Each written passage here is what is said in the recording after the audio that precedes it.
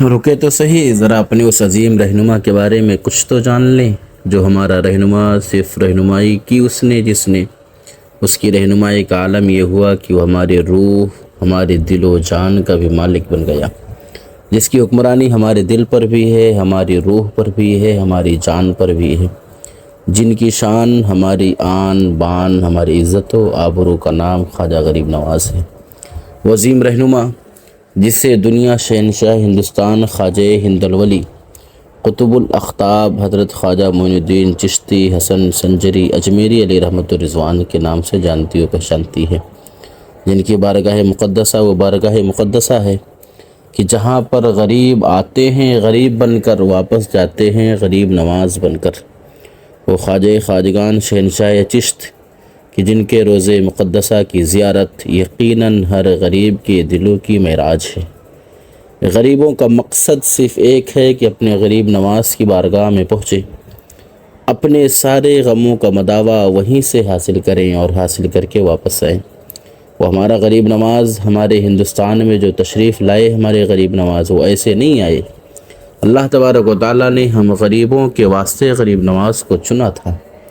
جب اپنے پیر و مرشد خواجہ عثمان ہارونی رضی اللہ تعالیٰ عنہ کے ہمراہ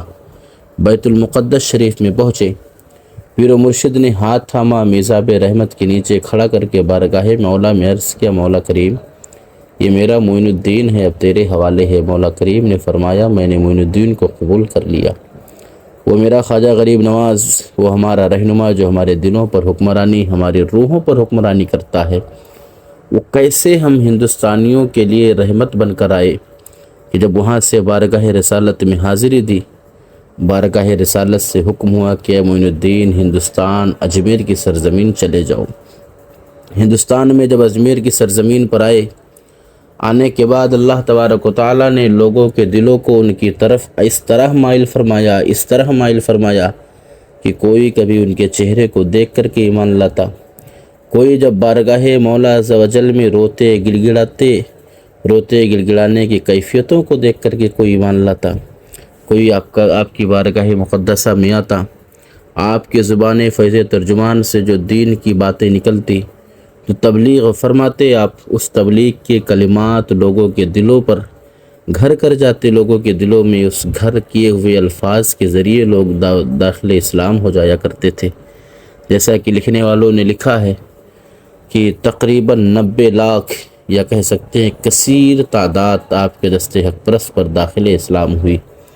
وہ خواجہ ہند الولی جو ہندوستان میں حبل اللہ کی عملی تفسیر بن کر کے تشریف لائے اور اہل سنت والجماعت کا ایسا چمکتا دمکتا ستارہ بنے کہ آپ کے بارگاہ مقدسہ سے جب لوگ آئے، جڑنے لگے، جڑنے کے بعد کوئی خواجہ قطب الدین بختیار کاکی بن کر آپ کی بارگاہ مقدسہ سے واپس ہوئے، کوئی خواجہ فرید الدین گنج شکر بن کر تشریف لے گئے، کوئی خواجہ نظام الدین اولیاء بن کر پورے دہلی کی سلطنت اپنے ہاتھوں میں لیے بیٹھے رہے۔ وہ خواجہ ہند الولی ہیں جن کی بارگاہ سے ہمیشہ اسلام، دین و سنیت کی ترویج و اشاعت ہوتی رہی۔ ہر زمانے میں، ہر دور میں خواجہ خواجگان شہنشاہ ہندوستان ہمیشہ ہندوستان کے شہنشاہ ہی رہے، جب سے ہندوستان کی سرزمین یعنی اجمیر معلیٰ میں آپ کے قدم مبارک پڑے، اور انشاءاللہ تبارک و تعالیٰ صبح قیامت تک آپ کی شہنشاہی ہندوستان پر قائم و دائم رہے گی۔ لاکھ حکمراں آتے رہیں گے، لیکن اس بادشاہ کے سامنے سارے حکمرانوں کی اوقات ایک نوکر سے بھی کم نہ ہوگی۔ وہ شہنشاہ ہندوستان جو در حقیقت اگر آپ کی حیثیت دیکھی جائے، آپ کا مرتبہ مقام دیکھا جائے تو شاید کہ سارے دیکھنے والوں کی نگاہوں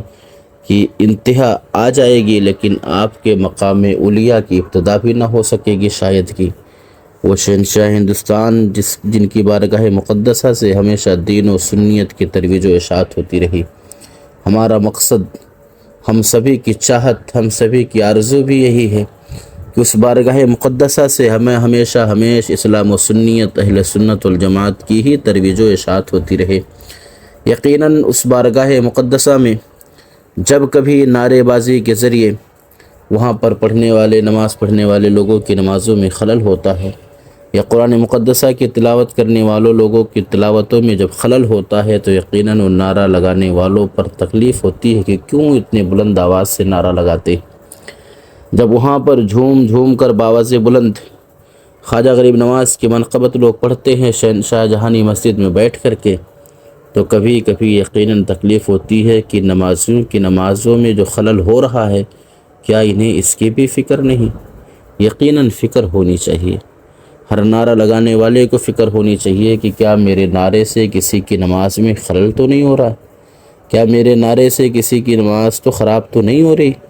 کیا میرے نعرے سے کسی کا دل و دماغ تلاوت قرآن سے ہٹ تو نہیں رہا؟ یقیناً ہر نعرہ لگانے والے کو اس بات کا خیال ہونا چاہیے۔ اسی طریقے پر ہر نعت و منقبت پڑھنے والے کو جو باواز بلند ایک محفل کی شکل میں باواز بلند چلا چلا کر کے جو نعت و منقبت پڑھتے ہیں، یقیناً ان لوگوں کو بھی اس بات کی فکر ہونی چاہیے کہ کیا میرے نعت و منقبت سے کسی کی نماز میں کوئی خلل تو نہیں واقع ہو رہی ہے۔ اگر نمازوں میں خلل کا باعث یہ نعرہ ہے، اگر نمازوں میں خلل کا باعث یہ نعت و منقبت باواز بلند ہیں تو یقیناً ان نعت و منقبت کو بند کیا جانا چاہیے۔ دوسری چیز یہ ہے، ہم اہل سنت والجماعت کے لوگ ہیں، میری ذاتی رائے ہے، ہم اہل سنت والجماعت کے لوگ ہیں، یقیناً ہم چاہتے ہیں